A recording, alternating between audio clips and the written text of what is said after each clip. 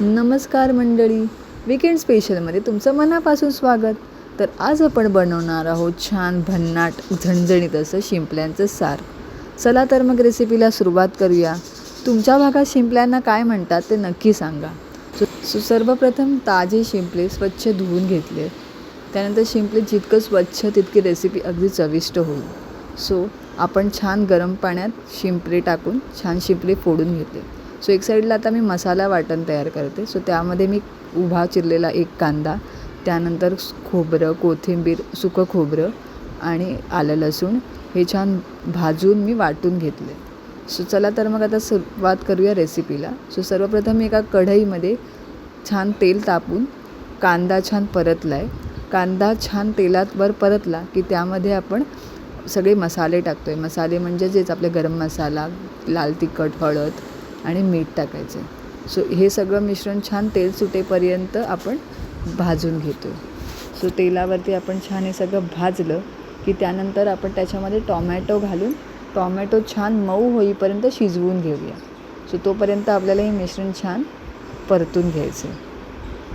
हे मिश्रण छान परतलं की मिश्रण छान परतेपर्यंत मला तुम्हाला एक सांगायचं आहे की आपली वारी विथ कोमलची सिरीज चालू आहे आणि त्या सिरीजचे जवळजवळ 9 भाग पूर्ण झाले आहेत माझे.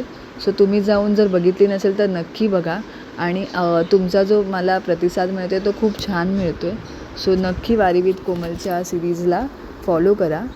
आणि आता मी हे शिंपल्या ज्या आहेत छान मसाल्यामध्ये छान परतून घेते आहे. छान मसाल्यामध्ये परतून घेतल्या की त्यानंतर आपण आपलं हे जे भाजलेलं वाटण आहे ते त्यामध्ये टाकायचं.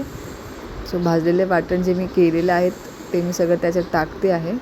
छान पाणी टाकून तुम्हाला जेवढी कन्सिस्टन्सी हवी आहे तितकं तुम्ही पाणी वापरून हे छान दाट करू शकता किंवा तुम्हाला जर पातळ रस्सा हवा असेल तर पातळ करू शकता. हे 2 मिनटं छान सगळं शिजू द्यायचं आहे. छान ह्या मिश्रणाला छान उकळ आली की आपण त्याच्यावरती छान अशी हिरवीगार फ्रेश कोथिंबीर टाकून आपला तयार आहे झणझणीत गरमागरम असं शिंपल्याचं सार. हे बघा. आणि त्यामध्ये मी 2 कोकमं टाकली आहेत. त्यामुळे साराला छान अशी आंबट चव येईल.